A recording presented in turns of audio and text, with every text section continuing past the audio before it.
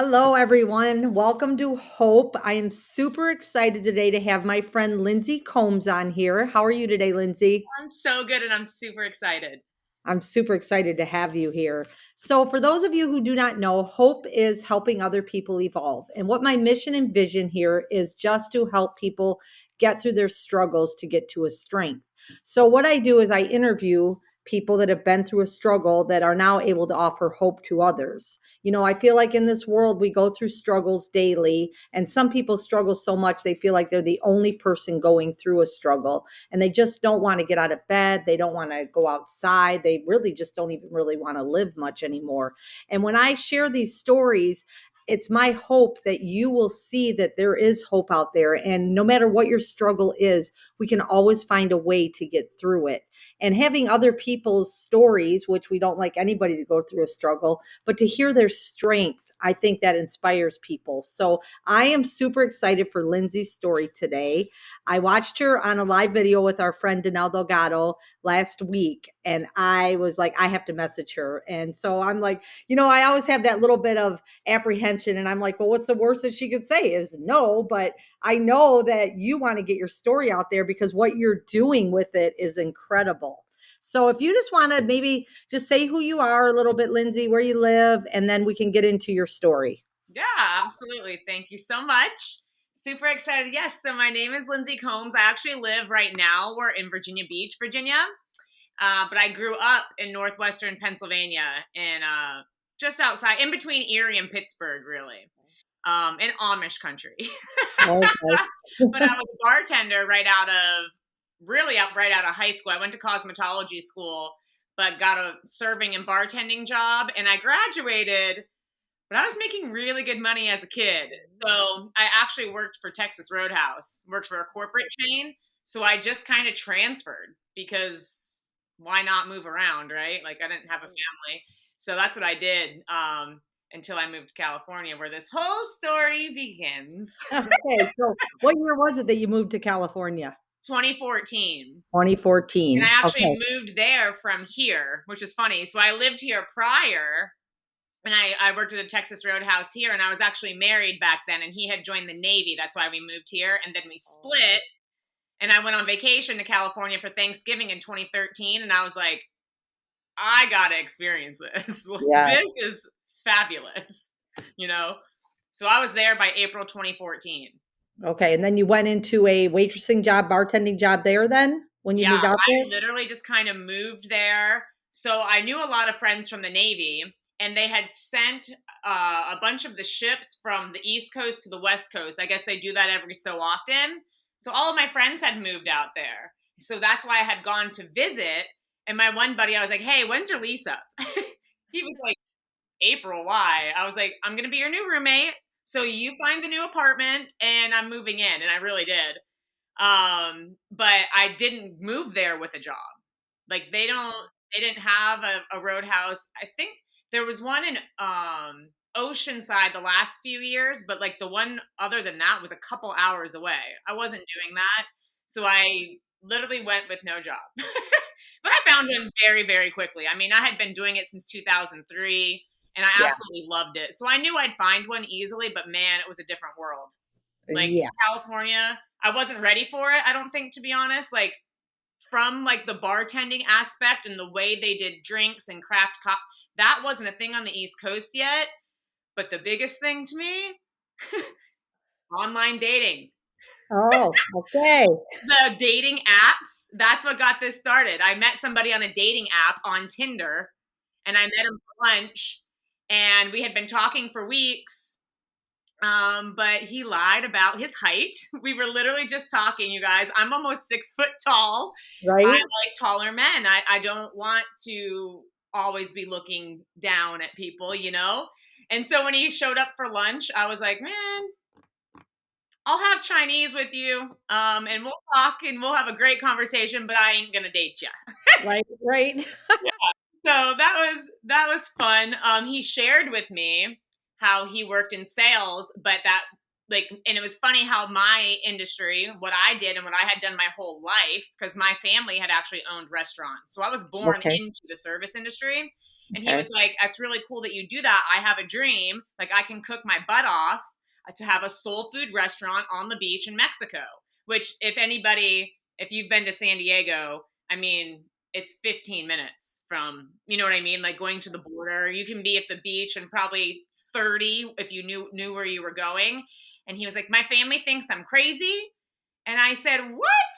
Have they ever been there? Because any restaurant that's not Mexican is killing it. Right. Like, Right. I mean, Tammy, if me and you go to Mexico, even when you go to the resorts, there's all these restaurants. There's usually a Mexican restaurant, but then there's an Italian, an Asian, a steakhouse. You know what I mean? Like, you don't Yes. want it every day. And I was like, if you wouldn't even need a restaurant. You could just have a window and you're selling fried chicken, macaroni and cheese. That's a gold mine, dude. Like, it's a Yes. gold mine. But that was Yes. it. We left it. Bye, see you later. And I didn't hear from him Okay. for 2 years. Okay. And then, He found me on Facebook. And at this point was I living? Yes, I was living downtown now. I had gotten a job in the gas lamp right downtown, and I kept getting parking ticket after parking ticket after parking ticket. And I got sick of it. So I was like, I'm just going to move down there. I know it's more expensive, but honest to God, that July 2014 or 2016, I paid $500 in parking tickets because I wasn't from the big city. So all of the different curb colors, I knew that you couldn't park in red, but in blue, but yellow, white. Oh, I have and no when I idea. had to be at work, I had to be at work. So if I drove around for 45 minutes, I was going to park and get the ticket. So Right. what? But Right. moved downtown and I got this Facebook message from him and I was like, I know this guy. Hey, Lindsay, how's it been? Been a while. Could you meet me for dinner? I have a business opportunity for you. And I was like, you opened the restaurant. Oh my gosh, tell me about it. And he was like, will you just meet me for dinner? I'm like, all right. Well, Friday I work the day shift, and on my way home, I'll totally meet you for dinner. So we did. And he hadn't opened it yet, but he was basically asking me for advice or for help because, like he said, I know nothing about it. I just know how to cook and I know what I want. Right. And, me being in the industry, I'm like, well, do you want a restaurant? Do you want a bar? Are you going to have TVs and sports? Do you just want to? And he's like, slow down. He's like, that's why I just wonder if you will help me with this. Like on your days off, I don't want you to do anything out of your ordinary, like that will cut into what you're doing. But I knew that he had an apartment, I guess I should say, down there and in San Diego, even way Okay. back when. It's Okay. super cheap to live down in like Tijuana and down there. I don't know what all the little towns are called leading to Rosarito, which is beautiful, but all of that, it's very inexpensive. So I was like, Okay. yeah, why wouldn't I want to? I mean, holy crap, it's 20 minutes, it's my day off. Why wouldn't I want to go to the beach? Why wouldn't I? Thinking in my head, this could be an opportunity for me, anyways, like to work there or my friends or who knows what can come out of it. Why would I not help it? That's in my nature as well, anyways. I love helping Right. people do stuff. Right. So So, so we started going down. I'm trying to think back. I think it was like Wednesdays and Thursdays that I usually had off. I would work Friday, Saturday, Sunday, Monday. Maybe it was Tuesdays and Wednesdays, whatever. I would go down one day. I was looking at buildings. I was meeting investors. I was learning all of his recipes in his apartment where he had everything laid out. I mean, the paperwork for it, like to learn it myself.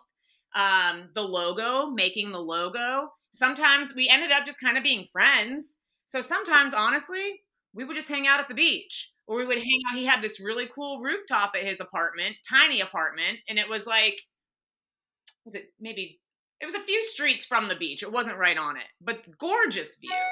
right. We just kind of became friends. This was I started going down there at the end of the summer of 2016. Okay. And maybe not every single week because I remember going home for a football game and things like that, but last week, November 29th, 2016, on my way home from Tijuana, I'm driving and there's always a line. And Trump had just gotten voted into office. So I knew that it was going to be way more security. I knew it was probably going to take longer. I actually packed a sandwich with me. I'm hungry all the time. I do intermittent fast, but Tammy, when I can eat, it's on. I get it. I have a pizza tattoo on my foot that says "Slice, Slice, Baby." Like I like groceries. Nice. So I'm in this line, and I'm like, it's like about 6 o'clock actually, and I'm like, man, like, should I eat this? But I want real food. It's my day off. You know what I mean? I'm going back and forth. I So get up let there. me just real quick. You're in the borderline. Is that what you're in? Yeah, I'm at the San Okay. Ysidro border. Okay. Hmm. Okay. Sometimes you could get through within 30 minutes. There had been times where I've sat there for like 3 hours to Oh, get goodness.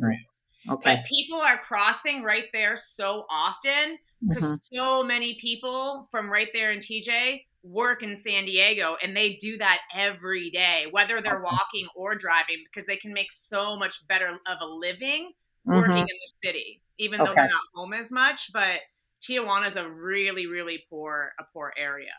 Okay.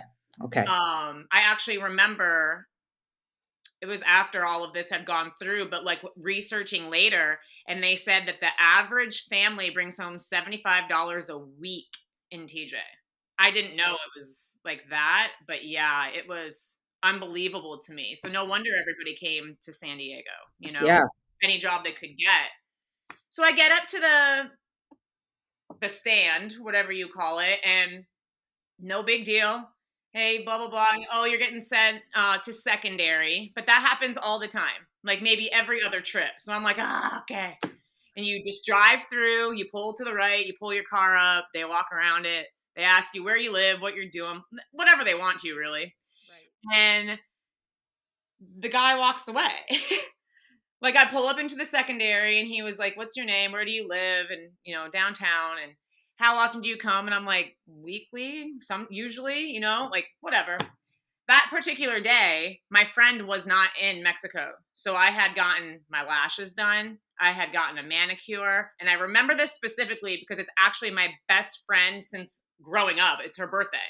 So I remember talking on the phone as I was getting my nails done. I remember this. And I had receipts. And he walked away from my car. And I was like, well, that's really weird. Okay, I'm just sitting there like, all right, it's like 6:30 now, and I hear like clanging, like I don't really know what handcuffs. I guess is really the only way you could put it because it wasn't like bells. Right. And I heard him say, "She's in the black Lexus by herself," and I was like, "Hi." He's like, "Miss Combs?" I'm like, "Yeah." And he was like, "I'm gonna have to have you come with me." And I was like, I'm like, "How long do you think this will take? Like, should I bring my sandwich? Like, because I'm getting hungry. Like, I'm getting hungry." He's like, "It should only take about 40 minutes if we don't find anything." And I'm like, "If you don't find anything?" I'm like, "Okay. All right, I don't need the sandwich then." But he handcuffs me and takes me into this building. And I'm like, "This is weird." Take off all my jewelry, take off my shoes, take out my hair tie, leave my purse. And I look farther, and they're like, "Come down here." And they shackle my right arm and my right ankle to this wall. Like Oh this no. gray, everything was gray inside, this gray wall.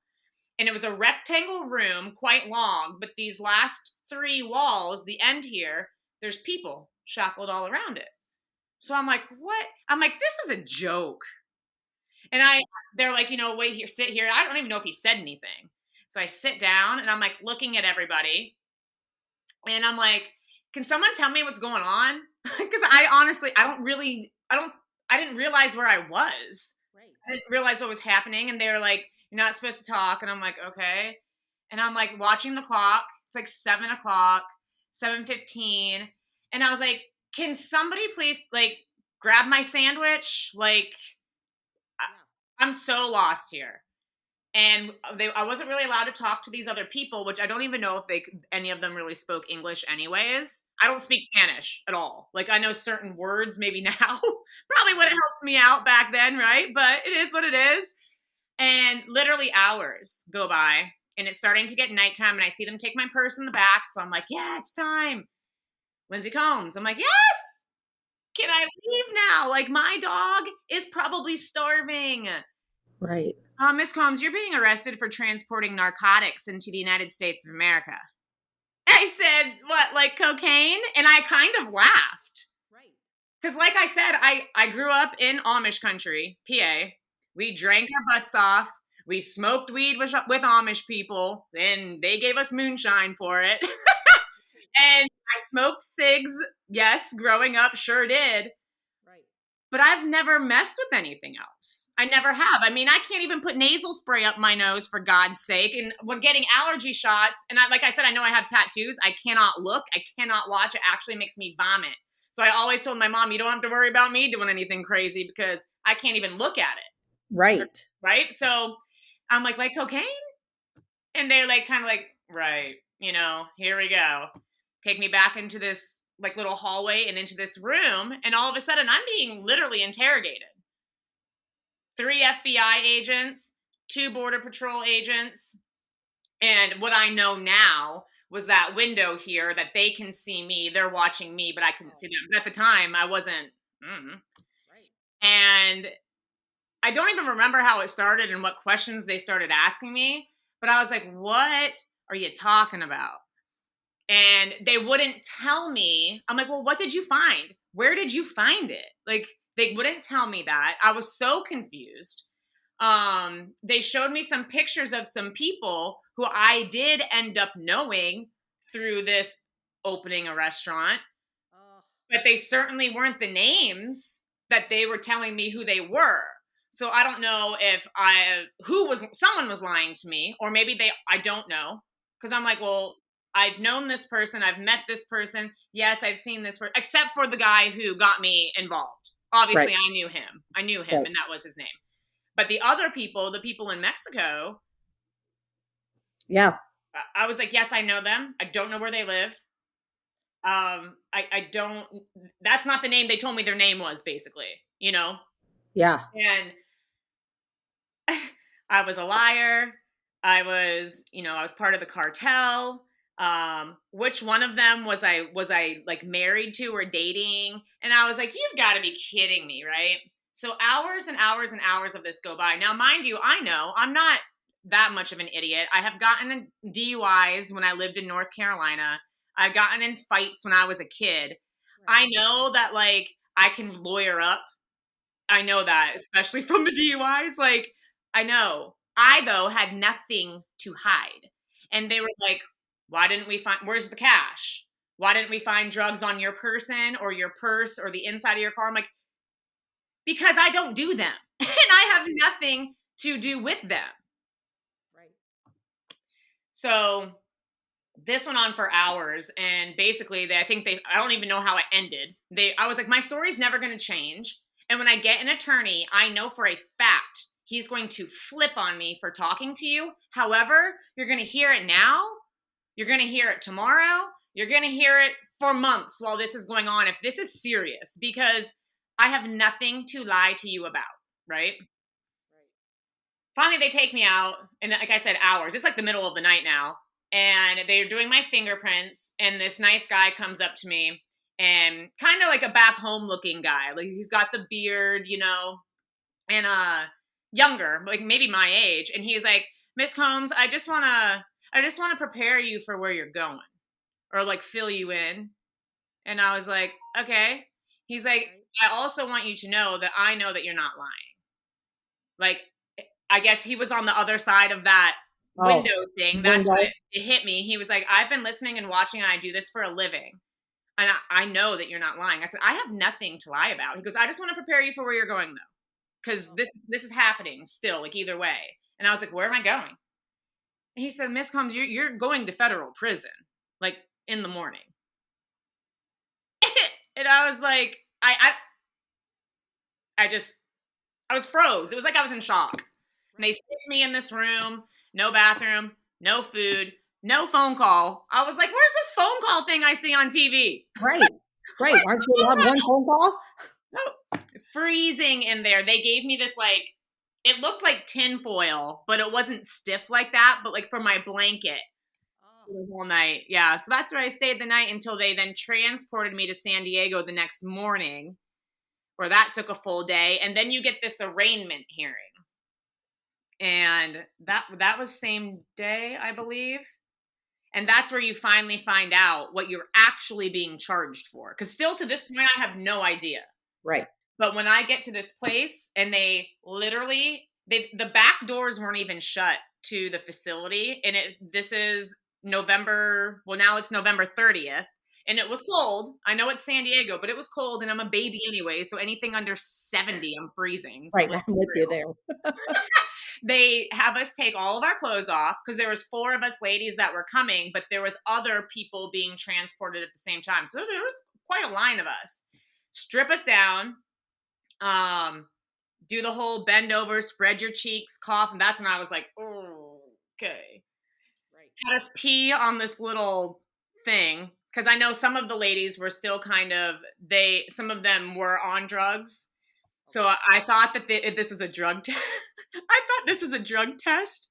And so when they have us hold it and we're going through to like get our bright yellow, what's his name? Big Bird jumpsuit on, it was lovely. And I was super tan, so I looked ridiculous, by the way.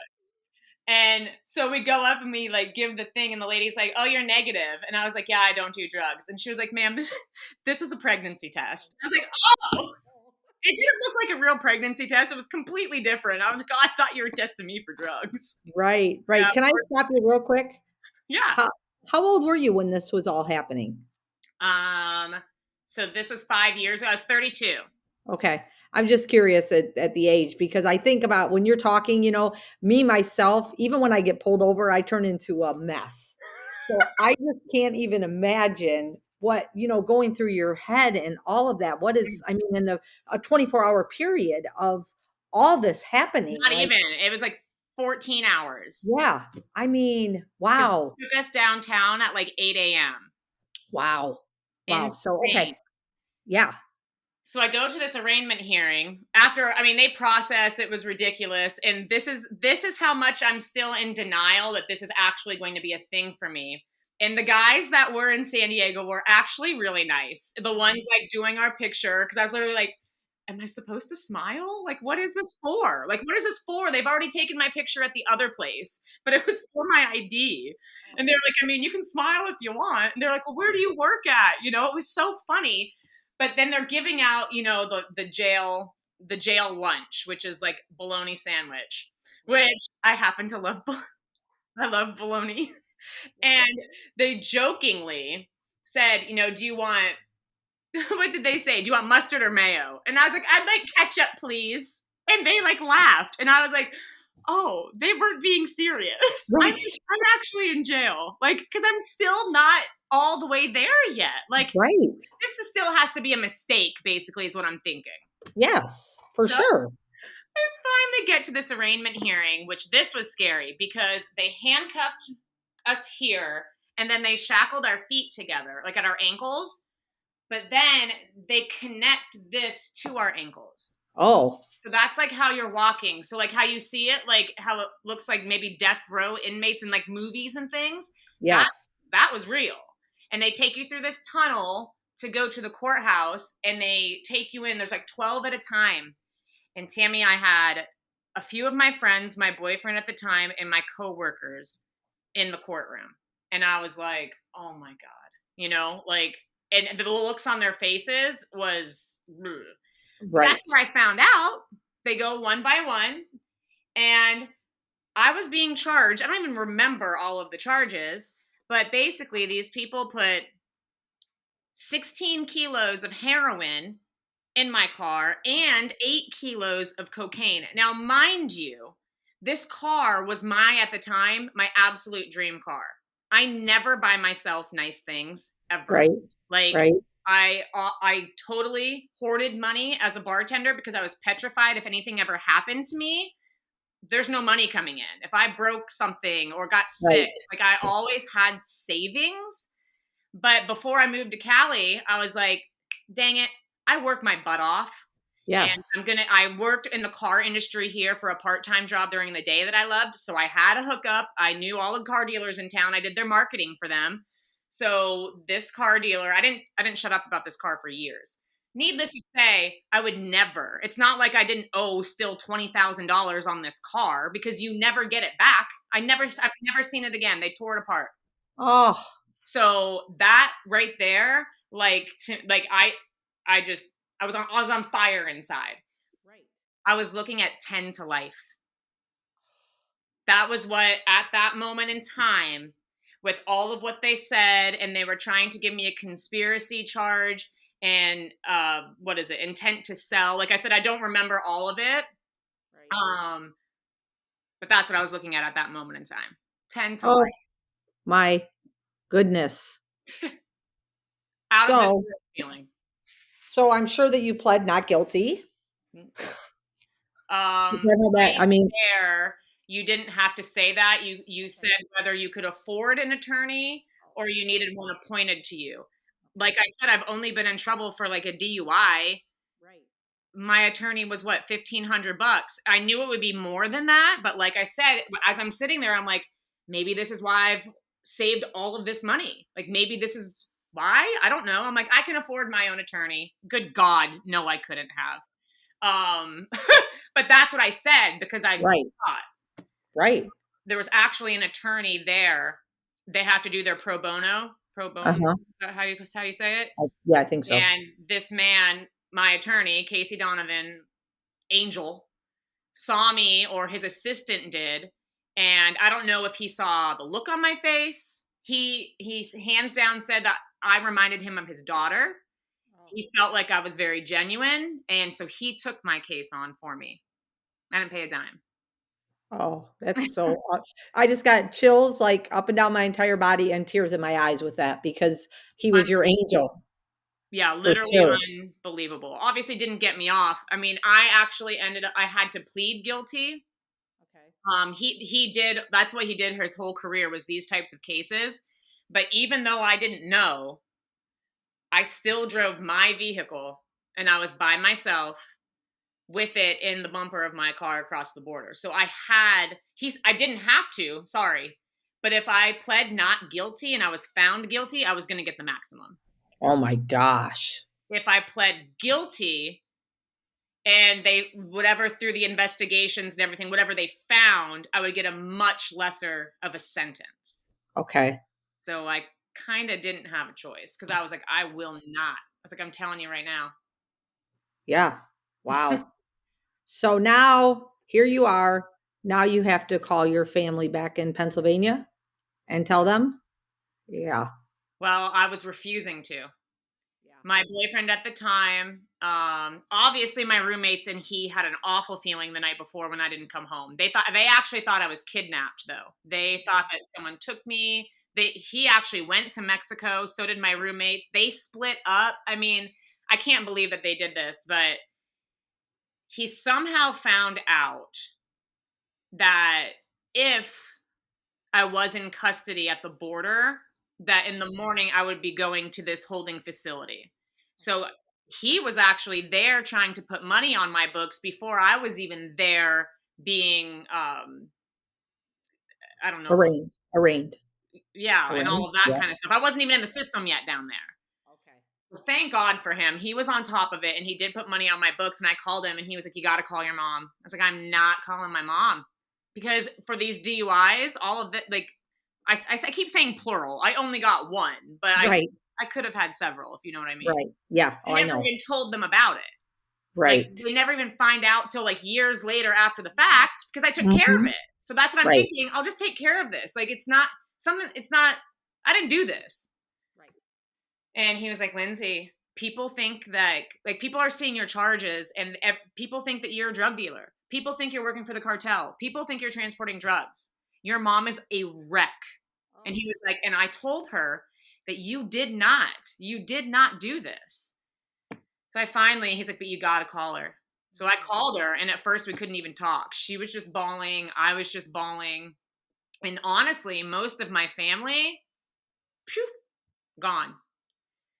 And I didn't understand it until a little bit later. I realized that they were actually just feared because now, did I lose all these drugs for these people? Millions of dollars of drugs. I remember back then Oh, I knew yeah. how much it was. It was a lot of money. Now I don't remember, but that's a lot of money. 20, what was it? Yeah. 24 kilos? It's a lot. And so they were scared if they were in contact with me that maybe they would who Well, knows? who But at knows? the time, Right. and I don't blame them now. What do you say to that? Totally. Right. But I was like, my friends, I was fired from my job, which actually wasn't even legal for them to do because while I was there, because I ended up getting bailed out within 10 days, Okay. all of those days I had my shifts covered because my few friends that did continue to stand by my side figured it out, but I was still fired. But Jeez.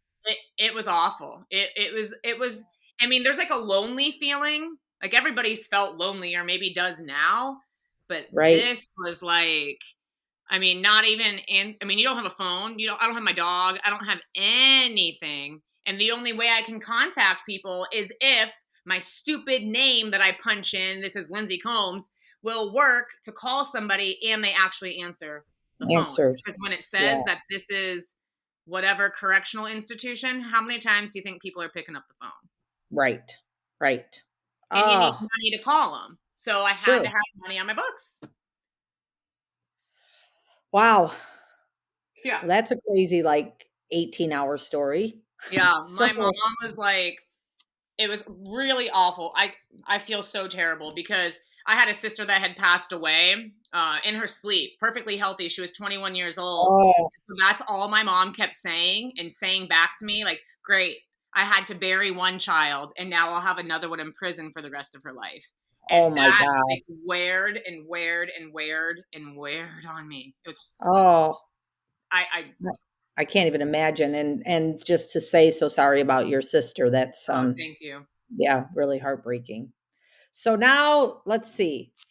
Now you're out because you get out on 10 days bail or however that worked that Yep. you got out. And Mhm. then how long till you had to go to court again then to find out what's gonna happen? It was continuance after continuance, and not just on our part, like on everybody's behalves. Because this was a huge investigation. I found out, so there was many people involved. So I don't know.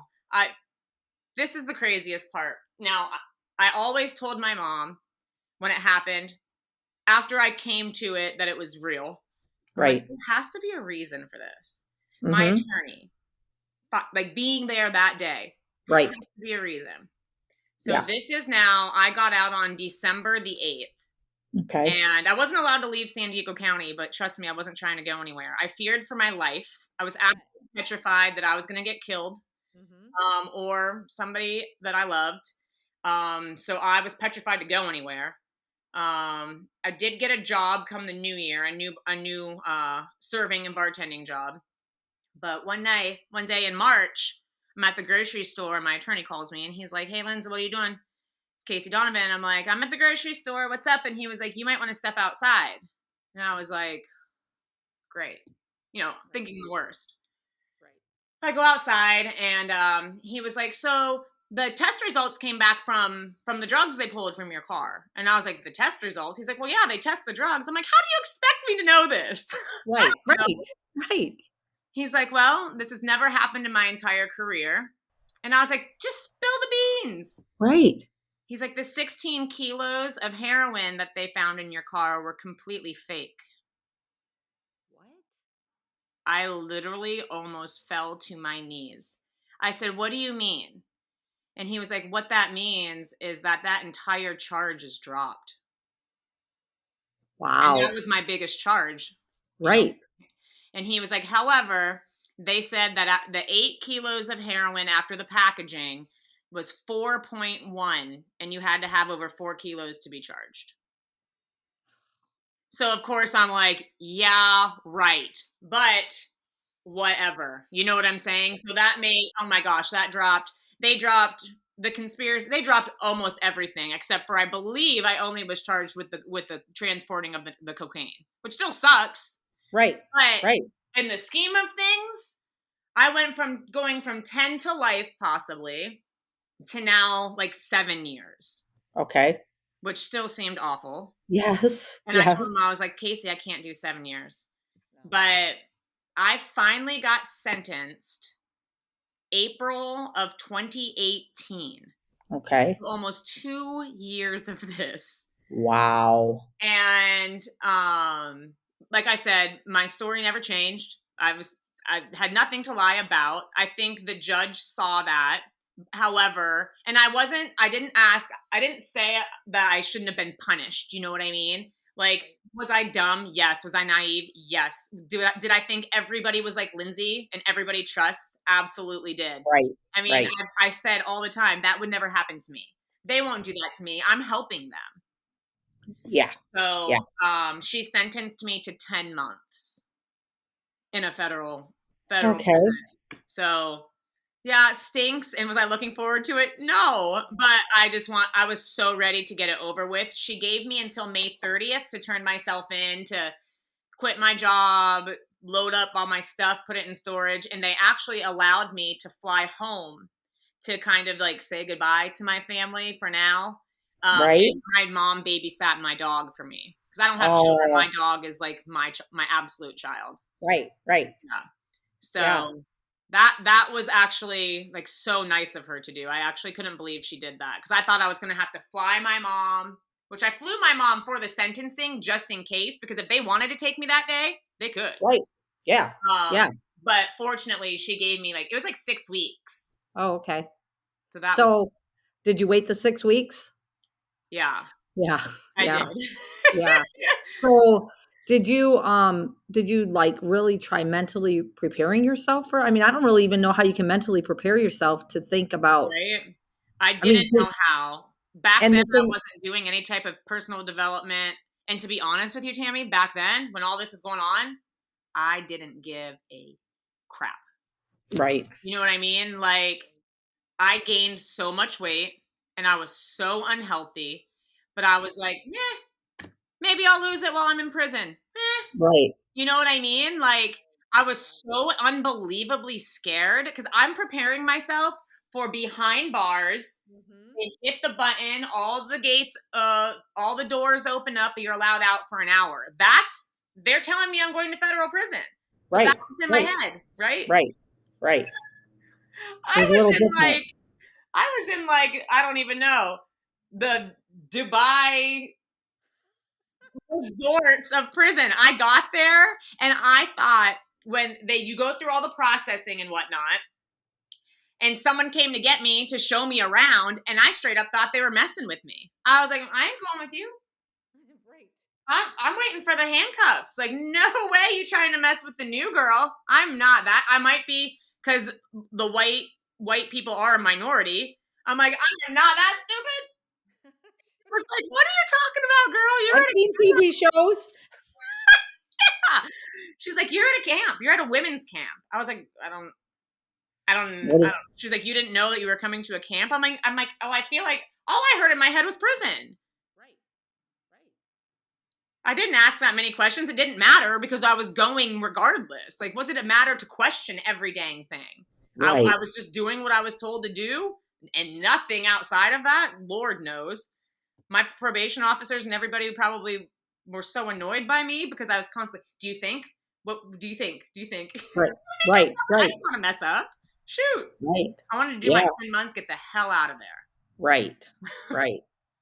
So you're there, and I feel like you said, you had no mindset, none of that stuff you were doing, self-developing, anything like that before you got there. But when you got there, you made a change. Yeah. You made a decision, and that's what we're talking about here, because what you've done with that 10 months is incredible. So, yeah. So I'm obviously taking in that I mean, it's prison. I'm in a prison camp. Basically, it was a work camp. So this Okay. facility, I went to Victorville, California. So if anybody knows anything about Victorville, it's the desert, middle of nowhere, like kind of in between like LA or San Diego and Las Vegas. But the Okay. facility is at the top of a mountain. So in the summertime, it is blazing hot. The wintertime, it's really cold. But all year round, the women run the whole place, because there's 3 men's facilities and then our camp. So we're Okay. the plumbers, we're the welders. Any, like, if you see border patrol vehicles, They painted those. I mean, you name it. And we did all the work around there basically. We cooked, all that. Okay. So I'm taking all this in, and there's a track, like there's a gym, which I assumed they would have of some sort, like very outdated equipment, but they still had it. Like, Right. I'm in prison. Like, I know I'm not going to have like Pelotons and stuff like that. Right. And the women were so nice. Most of them, like coming in, they gave you like welcome bags because remember, you don't have anything. You're going in there with literally nothing. They gave you like a bag with like some really crappy toiletries and things like that, and the most ridiculous Pippi Longstocking outfit you could imagine to show that, hey, the new girl is here. Oh boy. Yeah. But the women get together and put like a welcome bag. So, like real shampoo, real toothpaste, real lotion, maybe a couple of snacks, because you don't have anything on your books to buy anything, which you can only do once a week, anyways, at the commissary, which is where we got all of our goodies from. I didn't even have pen and paper, nothing. Oh. So, but you still got to be careful who to trust because, sure, they could be really nice to me, but who knows what their intentions are? I don't know this person, how long they're here, how long they've been here, what they're up to. Like, you still have to stay very Yeah. guarded. Sure. Sure. But what I started noticing, because I people watch like crazy, anyways, was the amount of, I don't even know if I want to say fear, but like hurt and loneliness, and the women kind of letting everything eat them up. And I shouldn't even say that because the amount of food I saw consumed all day and all night in this place was outrageous. I mean, fighting over the microwave to make a meal before we had count to go to dinner kind of a thing. And then when Right. you get home from dinner, fighting over the microwave or waiting in line for the microwave to make a dessert to eat all night while you watch TV. Like it was literally nonstop. They didn't know how to cope. So what I saw, like that's what I did before I got here. You know what I mean? Right. Like Right. Right. I didn't know what to do. I was just kind of like, oh, well, whatever happens, happens. And the thing is, being at a camp, this is your gateway to home. Like they're on their way out. They're all nonviolent offenders, and everybody is going home that's at a camp unless you get in trouble at camp and get sent elsewhere. Okay. So I'm like, Okay. I can't be around this. Like, I have 10 months to do. I can't be in here. I gotta walk.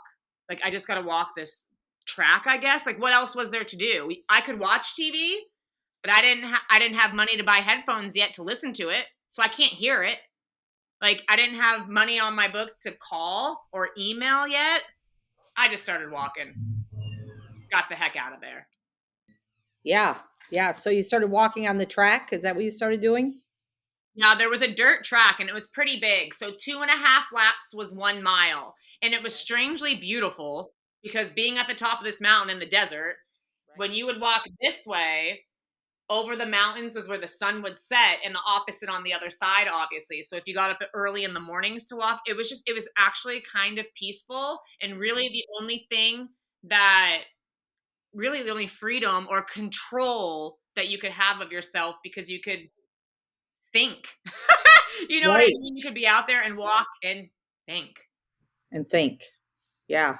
And so going out there and doing that, did you I I guess I'm gonna flash back to something that I heard you say with Danelle, just real Mhm. quick. I think it's important to talk about because as we're talking about this, people are like, okay, it sounds kind of like a fluff kind of place, right? But if you think I remember you talking to Danelle about when you guys would be in having dinner, you know, and the somebody was saying how worthless everybody is. And just maybe if you could talk, I Oh, think a little bit of when you were talking about the people with their food, it's like a depression that they were eating for sure. And I feel like yeah. that pretty much there was a lot of mental abuse in there from the COs, correction officers, or whatever was in there.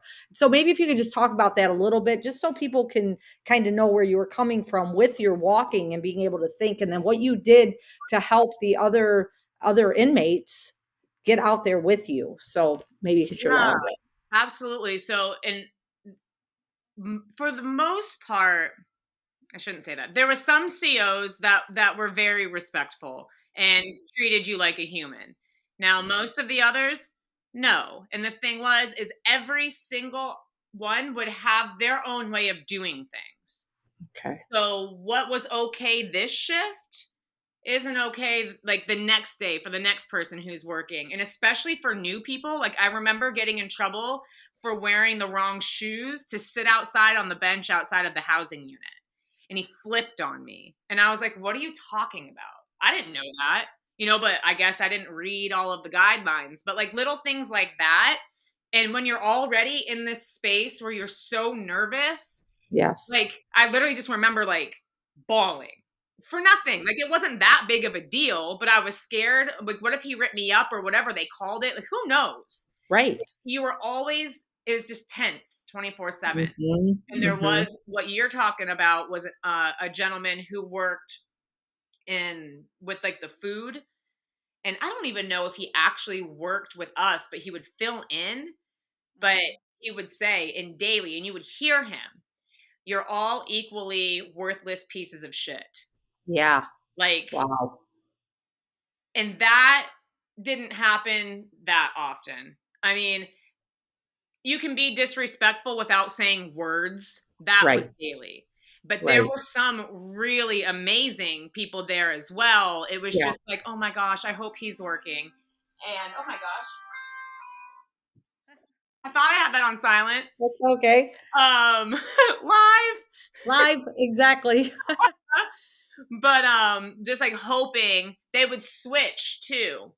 I don't know if it was like every 6 weeks or something. They would have to swap them out because they didn't want people having favorites, which totally Right. makes sense. Sure. But Sure. it was Right. hard. It was really Yeah. hard. And that like the walking I said let me escape that. So honestly, if I didn't have to be at a meal or at count or because I didn't have a job right away, they assign you to one later. And when I didn't have to be at work even later, I was out on that dang track. It didn't matter how hot or how cold it was. I was out Yeah. Yeah. for sure. So you being out there on that track, people were seeing you out there, Hmm. right? And Yeah, and I think then people started joining you? absolutely. Yes. It was Yeah. it was cool. And it kind of started as people were like, "Are you trying to lose weight?" I was like, I mean, yeah, I've blown up in the last couple of years throughout my process, but like it's just it clears my head. And so at first a few of the girls started walking. She's like, "Well, I should walk more anyways. I should be more active." So that's how it started with some of them. Okay. But day by day by day, they were liking it more.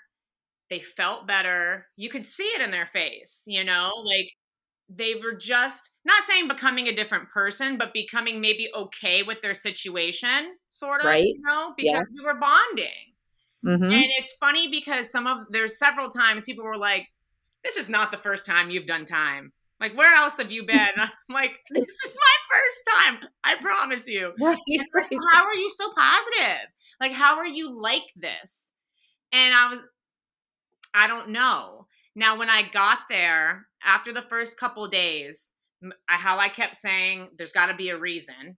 Mhm. I was in my bunk. I didn't sleep for days. The first couple of days, I didn't sleep.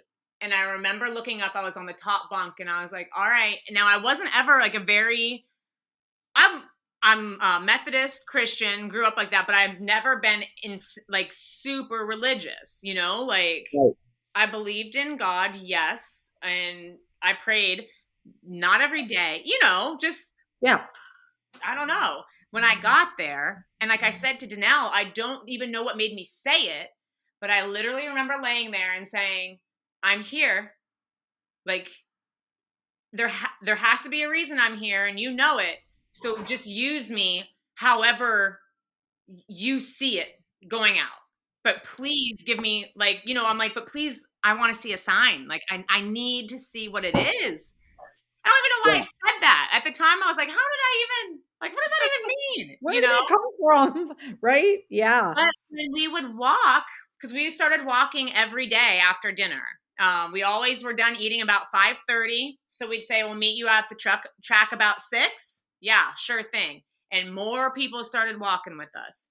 And it was on the 4th of July when you could see down in that valley where the sun was setting, oh my gosh, probably minimum a dozen fireworks shows, right? And it was so emotional for everybody because it's a holiday, wondering where their kids are, what they're doing, because some didn't have contact. Some Right. did not, their families did not have money to put money on their books. They did not email, they did not phone, if they didn't write letters. I mean, there was nothing. Oh, And it was such a thing to see because everybody was out there. And the COs were so nice that night because it was getting really close to when we had to be in for count. But they just right. kind of just, they were out there and watched it with us. But it was such a feeling. And it was so quiet that night when we went back inside. You know, Yeah. like it was just the next day on that track, I'm like walking and I'm thinking, playing in my head like conversations and certain things people have said, like how they feel so much better, how some lady could hardly walk from the housing unit to the track and now she could walk a full lap. You know what I mean? Like things Oh, like that. oh, And I'm like, there's nothing here for mindset. They had programming, you know what I mean? But they didn't have anything to help us. Whether we knew what we had done, we did it on purpose, we had done it for years, we didn't know, it didn't matter anybody's story. We were all walking that same track, right? We were all walking that same dirt stinking track on that same ground. And we were all getting along for the most part. right. Right. 200 women. I mean, sometimes you have Right. days. But and I'm piecing it together. I'm like, that's what I'm here to do. That's Right. what I'm going to do. They said they didn't have any extra programming coming in because they didn't have the money for it. So they were thinking of allowing us to do our own programs because we had a yoga instructor, we had a Latino dancer, like so many different things to let us help each other. And it was, oh my gosh, what a blessing, because they approved it, they allowed us, and I started a walking program and I added on like a mindset, positivity, like classroom once a week. But we walked every day. I made them logs. I actually, so many stinking people, because you see the list, and there's probably 100 names, maybe more on this list. But normally, what would happen? You put your name on the list. First day of class, there's maybe a third of the people in there. No, no, no, no, no. 86 women. Oh, 86 women from that list legitimately wanted to do the program. So I was like, okay. I had my brother send me hundreds of pages on mindset, the long term benefits of walking. Because remember, we have all ages. right. I mean, we had Right. anywhere from 18 to 70s in there. Mm-hmm. So walking is an amazing benefit for any age, especially long term. On mindfulness, on everything. And I just, having no idea how to do this, threw it together. And I made it into a competition, the two housing units versus each other, which made it even more fun because Yeah. everything was this side against this side anyways. And they would log their walking. So whether they logged laps, or we had like a step counter thing, don't know how accurate they were, but by that, or however they wanted to do it, they would then turn their logs into me Sunday nights. And I would stay up all night after count and tally everybody's up, cut out a quote, like a motivational quote, put it back in Yeah. their log. And I had my sheets tallying everybody's stuff. And I'd put it back on their bunks Monday morning. And you would have thought I was Santa Claus, like for adults. Oh my It, goodness. it was unbelievable. And you know how, like, because before I started doing gratitude and things like this, I was like, that doesn't work. Come Right. on. You know? Right. So in my head, I'm like, these ladies are in prison. Like, they probably think I'm such a dork. Like, this Right. white girl in here. But no, they loved it. And Yes. it literally changed. It was changing lives left and right. I mean, I cried all the time, whether it be somebody getting healthier, like from losing weight and not being in there eating all the time, because the track would be packed at night. From that Oh, point on, basically, it was phenomenal. It was so phenomenal that at 7 months, they told me that I had to go to a halfway house and finish out my last 90 days there, actually. And I didn't want to go. oh my It goodness. actually makes me cry thinking about it because I was like, who's going to help them like when I'm gone then? Right. My one friend was like, well, you were going to leave at some point, Linz. Are you serious? You don't want to go to the halfway house? I was like, I don't want to leave now. Like, who doesn't want to leave prison? Who doesn't want to leave? person, right? what? But like I had never my whole life when my sister passed away, I saw the impact that she made. I mean, there was people that rode bicycles to her funeral. And I was Oh, like, "Oh my god." Like I want like if I died today, would I have that? You know, like right. so always wanted to make some type of an impact. Didn't know how. I didn't even, you know what I mean? I knew nothing because like I said, I didn't practice stuff like that. Right. I didn't even know enough to. So once I had that and had that feeling, it was like out of this world. I ended Yes. up going, they made me go anyways. they They made you go anyways, made me which go wasn't anyways. which wasn't I heard you say that that was not the best place ever at all. No, but I made it through and I worked as much as I could to not be there. Yeah. Yeah. Yeah. Thank So going through all this and listening, I mean, I'm just like I've had goosebumps 100 times when you're telling me all of this, and just right now when you just said that, like that impact, and I like right now with what I'm doing with Hope, that's exactly where I'm at too. I'm all about the impacting of others, and that's what you are too. And we don't know how to do it, right? And like you said, you laid there and you were like, okay, God, what am I supposed to do? Why am I here? There's a purpose. And if anybody doesn't believe whatever you believe, like I always say, you believe God, the universe, you. Mhm. whatever it was, you knew right then, like it gave you what you needed. Everything you needed was right there, a track, your the mindset, having your brother be able to send you that, just all those things, and then the impact that you made. But you didn't stop there. And that's what I love, because I watched you on Danelle's live last week, and like I said, I was like, I need to meet her. I need to interview her. But what I need to do is order some shoelaces. So I did that. I think they come Sunday or Monday, and Oh, I'm super yay! excited. So you have a foundation that you made. It's I'm guessing a nonprofit, right? Yep, Walk It Out Foundation, right? correct. Okay, perfect. If you'll share with everybody what that is, so Mhm. that way people can find you, they can, donate, they can buy shoelaces. I'm excited to get my shoelaces, because I believe with your walk it out, it's something about 6 o'clock, right? Yep, the When hashtag is we walk at 6. we walk at 6. Now, that didn't stay right in the compound, right? That's moved out into the So some of our families would walk with us after dinner. yeah, So that yeah, that that was really when I realized that this could be something that I could do on the outside as well to create support, because like if you check out my video, which I know that you did, yeah, that's yeah, like the main thing I said. I'm like, everybody wants to feel a part of something. yes, Everybody wants and needs support. Everybody has feelings. And so even something as little as like my mom walking the dogs on the East Coast, it was 3 p.m., but I'm outside walking at 6. She's walking with me saying like, I'm here, I'm supporting you. I didn't forget you, because people when I would get on like online and try to Google things like to prepare myself, and they're like, people will forget about you, people will leave you. And one of the things that one of my best friends said to me, actually, I had emailed and I didn't hear from her for a couple of days, and I was like, hey girl, where you been? I haven't heard back. And she was like, I do have a life still, Mm. and I was like, because I don't. So like creating, and that kind of just happened on accident. I don't even remember exactly how people started walking. I think we were just telling people, we walk every night at 6 o'clock, you right. know? And so creating the shoelace to quote unquote tie us together Yes. is what I was.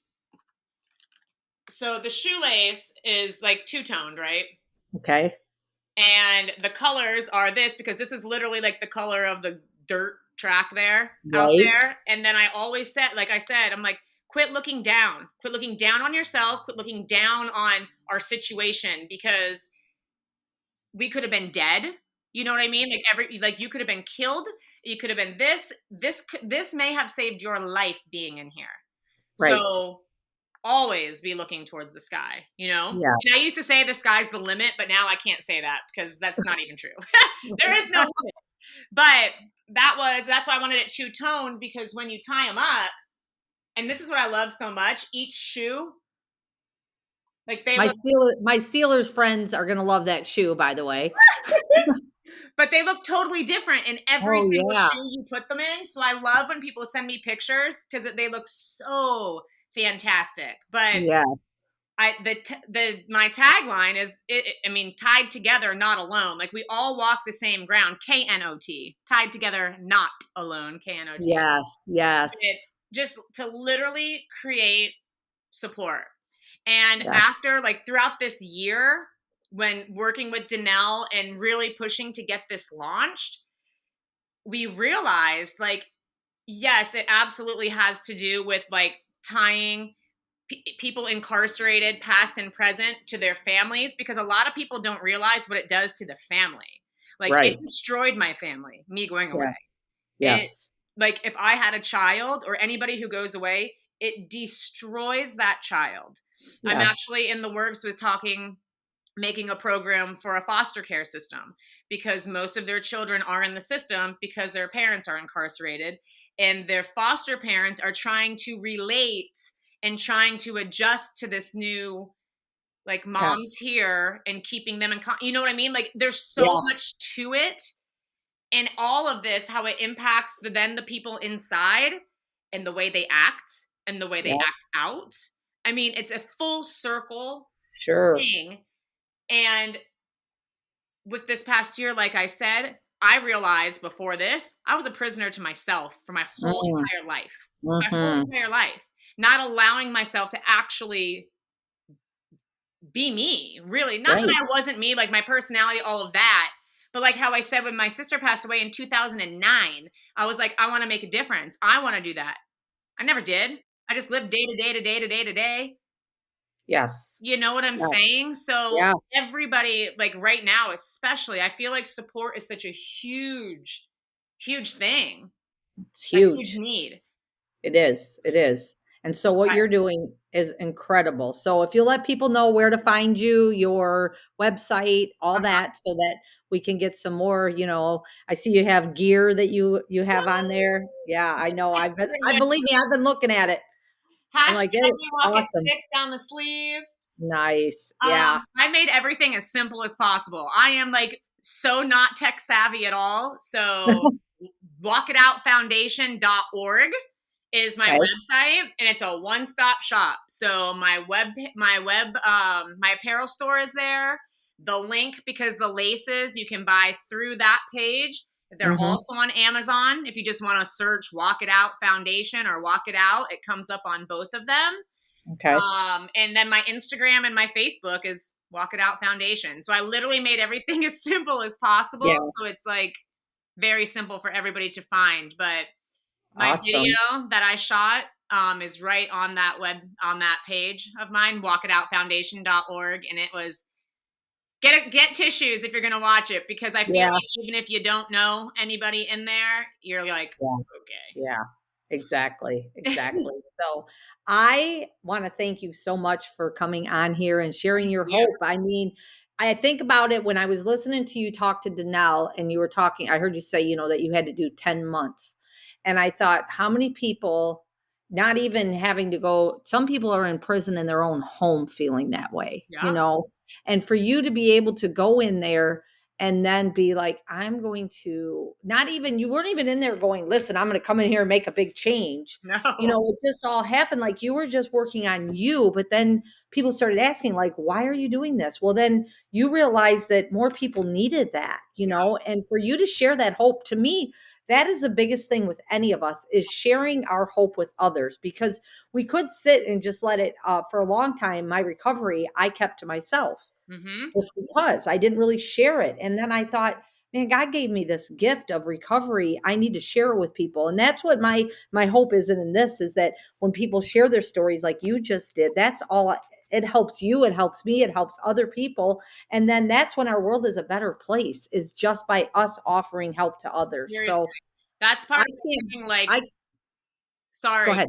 Oh, No, go ahead. I was just gonna say, like, healed people heal people, and that's like my Yeah. thing is like those healed people, and I'll lead with this. If I'm in it, like I will not stop advocating this and talking about this because so many people are still, like you said, they just don't talk about it, or Yes. they're scared, or they're embarrassed. I mean, I have a felony for the rest of my life. It sucks. I'm not even allowed to volunteer at the SPCA anymore because of it. You know what I mean? Okay. Like Right. it's silly, but it is what Right. it is. But it needs to become something, I don't want to say like, yeah, I do, more talked about so that these people, we can heal these hurt people because it's hurt Yes. people that hurt people.